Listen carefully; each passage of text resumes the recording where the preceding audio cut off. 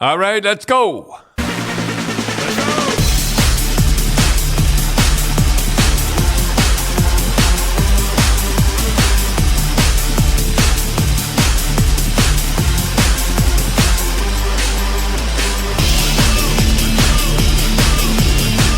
All right.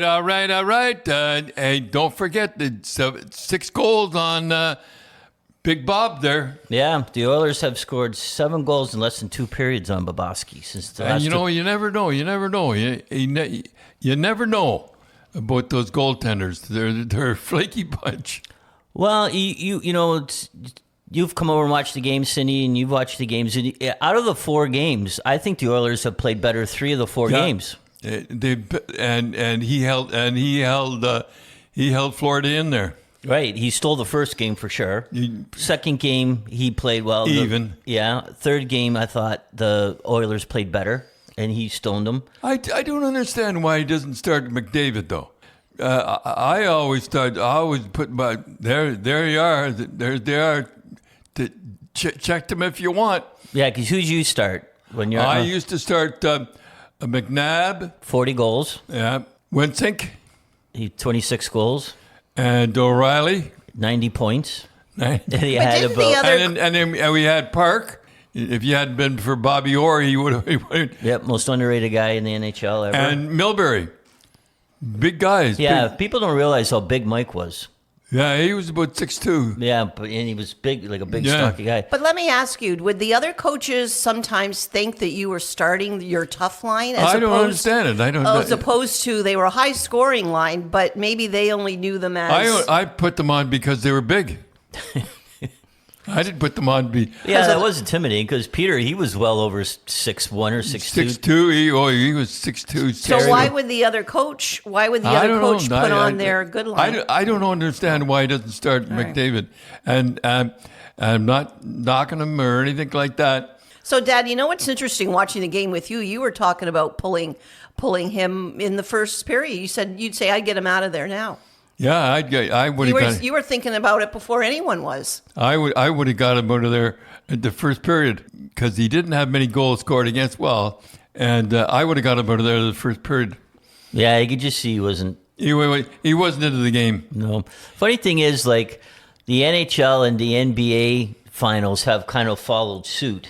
And so the Celtics were up 3-0, and they got blown out like by 40 points or something like that. The coach benched their guys halfway through the game, and you could just see Florida. They weren't hitting like they did. They weren't dumping it in like they used to. They want to win at home. Yeah, but I'll tell you one thing though: if Edmonton wins in Florida, there'll be a Game 7. Well, I don't know, Tim. So I gotta, like Cindy, you and I were talking about it. I just can't get over how much abuse McDavid takes. Unbelievable. It is an absolute phenomenon like that. I think it's a disgrace more than a phenomenon. Well, I don't know. Yeah, well, the old story, the instigator rule. You want to put the instigator rule in 2, 5, and 10. 10 and a game. And a game. And... So Darnell Nurse, he's a big guy. He can't jump in. You know, Tim, why that was put in? They said we don't want the picking on the stars. Yeah, it did exactly. It was the exact opposite. Right. So now they are picking on the stars. Yeah. So that's people in the NHL not knowing the culture. But McDavid still is going to set a record. Yeah, most assists and stuff. But I was saying the way when Bennett and him punched Bennett and Tkachuk punched McDavid. If they did that to Gretzky, that game would still be going on right now. There would have been a brawl of brawls and stuff like that. And that's why Gretzky had all the time in the world out there. And you look and you go, you want to get a team, those guys that, because Tkachuk, he's not going to fight a tough guy. Like, he turtles, right? And you know that, and Bennett, he's a cheap shot guy, though what he did to Marchand. Well, they're still winning. They're still going to win it. No, they're still going to win because they're big and mean and nasty. Yeah, and they're a nasty club. They're a nasty club. They are nasty. They would try to hurt you. Oh, yeah, for sure. But the one thing that you noticed too, and we were talking about, was in the third period, the refs started calling a lot of penalties because the game was out of hand. Yeah. So he called a lot of penalties to keep it calm. And remember, Because I remember one time you and we were watching a minor midget game, and the game was out of hand, Cindy, right? So you could see it was a young ref, so he kind of knew to call penalties, but he kept calling it on the penalty on the teams that was losing. And you're supposed to call a penalty on the team that's winning, right? Yeah. And remember the fights the parents were going insane, and Marlies would score. Their kids, they're razzing the other team, and so then he'd give the penalty to I think it was the Rebels. He'd give the penalty to Rebels. They scored to make it 9-0, and they were just it was unbelievable the chaos was going. So I hope somebody went to that ref after. Well, in theory it was good. But you got to call the penalty on the team that's up 6-0, not the penalty on the team that's losing. That was pretty smart. But that ref, because that could have got out of hand last night. That could have. Funny. It was a funny game last night. Okay, so back in Florida, Dad. What's your prediction? Prediction? Back in Florida. Oh, I don't know. Florida will win. They weren't in the game. I'm predicting. I think Edmonton's going to win. I just have that feel that they got that little chink in his armor, and they're a little bit more confident now, because you and I and Cindy were saying when we were watching the games before, you thought Bobrovsky was going to stop every shot. Yeah. Well, he wasn't up for the game last night. No, he was. So would he be glad he was pulled, or was he ticked off? He was glad. Really, because he didn't look like it on the bench. Was that a facade? No. He was glad he was pulled. Remember the time in New York when. And you're coaching Colorado, and Hardy was in net. Hardy was trying to bail. He was 6-0, and he was trying to bail, and we were out shooting him again. So you told the guys at the bench, "Don't look at him." Don't look at him. He's waving his stick, and he's trying to get out. Jeez. And then you got Mike Christie to push him back in the net. Yeah. It was Kevin Morrison. Kevin Morrison. Kevin Morrison. I pushed him. I said, "Don't you let him out, because he's ready to bail." Morrison, that's it. You're staying in. And I see Shania Twain there last night. Yeah, she opened up the telecast. Boy, would she ever look good! And really put on a good show. She put on a great show. And see her in the dressing room, going around clapping hands with everybody. Oh yeah, they'll want her every game. That's it. She'll be like Kate Smith of in Philly. Oh yeah, well you heard what happened to Kate Smith, eh? Yeah. Yeah. Well, we won't go into that. Another cancel woke. So, Dad, you took a famous picture with her, didn't you? With Shania Twain. Yeah, there was nobody in the building, and I was down there, and I was I was sitting there waiting, and this guy was so excited. He says, Shania Twain. And when she finally came across the arena, he couldn't speak. She was so beautiful. She pulled a Cliff Clavin on from Cheers and all this. And I remember that picture. It was for charity, right? I forget which charity it was for. Yeah, I never think. I think it was diabetes or something. It was a biggie that they got the two of you to do it, and then they auctioned them off. They were huge pictures. They were beautiful. Yeah, they were Remember lovely. me asking you to? I got some posters to sign when you met her, and I said, but you know what, Dad? I said, if you feel funny asking Shania for an autograph, you don't have to do it. It was for our cooks in our restaurants. When you came home, I said, gee, Dad, did you get those posters signed by her, or was it too, weird? And he goes, you should have seen the stuff she brought in for me to sign. He goes, Dad's going, who the hell is? She had pucks. She pucks from... Yeah, that was... I remember you said Mutt. Is that one T or two T's? Yeah. Who the hell is Mutt? Mutt. Oh, that's her husband. Yeah, and I should have known. Anyhow. How was she? Was she nice? Oh, she was nice as pie. And you were just as big a star as her in Canada. Yeah.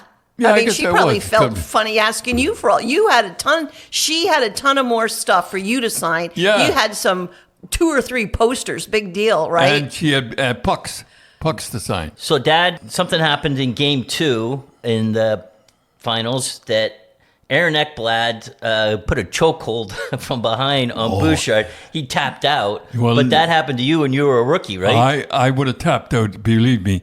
I was standing my first year. I was standing and, watching the fight going on, and all of a sudden this arm come around me and started to choke me. Jeez, I wonder what the hell was going on. And nobody ever did that again to me. I'll tell you that. When the fight was on, I was watching everybody. Who was it? It was Bobby Bond. And Bobby Bond went up to the National Hockey League and never come back. I was just waiting for him to come back. So how'd you get out? Like, did you fall down, or? Oh, I thought this is how you die. I'm. They fall and they all piled on top of you? No, I was at the bottom, and I didn't do anything. I was just standing there. God, I never forgot that. Taught you a lesson? It taught me a lesson, boy. For the next 20 years, nobody ever put a chokehold on me again. But boy, I tell you, I thought I was. This is how you die. I could breathe. Dad and Cindy, the playoffs are here, and there's never a better time to bet on your favorite Canadian team with your favorite Canadian sportsbook, NorthStarBets.com. They're a proudly Canadian brand and one of the best places to play in Canada. NorthStarBets.com has everything you're looking for: a sportsbook with built-in betting insight and analysis, slots, live dealer tables, and exceptional customer service. Get into the playoff action now at NorthStarBets.com, and NorthStarBets.com is not available in Ontario. And you're saying Florida will win Game 5. I'm saying they're going back to Edmonton for Game 6. They should win. They should. Well, I think they gave a little bit of life. You never know. Well, so, Dad, we had we talked last week about the time we almost died of a carbon monoxide poisoning at the RIT rink at the hockey school. And it's still going. And we found Ken Sobel wrote us. He says he went to the hockey school and remembers getting the headaches during that hockey school and almost dying from carbon monoxide poisoning. I think if I had been there another hour or so, I'd have been dead. Yeah. If you missed the last podcast, what happened was Dad was at a hockey school in the Zamboni. Dick Gamble Hockey School, and the Zamboni was diesel and was going on, every 45 minutes cleaning the ice, and the fans weren't working, and the carbon monoxide built up. Building up, and I saw him slumped over at the table. I think if I had left him there, and he would have died. He might have died, yeah. The goalie coach dies of carbon monoxide poisoning at hockey school. So, and he tells me that the RIT rink is still going. Still going. Yeah, I guess they revamped it, but it's still going. Wasn't very big. If I remember, the ice service wasn't very big. Yeah. What was it? I don't think so. No, It was there was only stands on one side, then there was like cement on the other side. I remember a small parking lot. That's all I remember. Yeah. So if you're the Toronto Maple Leafs, Dad, that's one of the big questions everybody's asking when I put out there, ask questions. We got about 600 or 700 questions. Do the Leafs trade Marner? Because everybody's been asking that. Everybody been trading. You can't trade Marner. If you trade Marner, you're not going to get back what you should get back, because everybody knows you want to get rid of him. Yeah.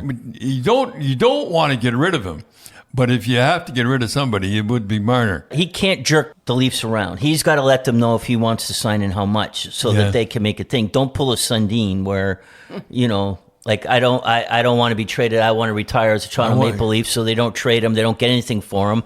They could have got some first-round picks, and then he retires, and he plays for Detroit. Screwed the Leafs. Vancouver. And then Toronto honors him when he comes back. I go, wait a minute. He really nailed the Leafs, who he made $1 billion with, and now, they're honoring him. I never could understand. I think the Leafs are in a little bit of a predicament. Like the Bruins, when you were coaching, didn't sign Bobby, and he went to Chicago, and you guys didn't get anything for him. We never got him. I heard that they got the concessions in the Chicago Stadium, which wasn't too bad. Yeah, the Jacob brothers. Yeah, that was the whole. We never got a penny for Bobby Orr. I heard Harry sued and tried to say, "Hey, we need some compensation," and went to Clarence Campbell and said, we got to get something back for this. Yeah. And Clarence Campbell said, "No, set the precedent." So if Marner walks, they're not getting anything for him. But if they sign him, they're going to be in the same predicament they were for the last 5 years, 6 years. Okay, Dad, we're going to take another question. This is from Alex T. Bird. It says, "Hey, Coach, I heard that you went out with Tim to watch the under-16 kids in the GTHL. Outside of McDavid, which you saw a lot of, who was the best kid you ever saw?"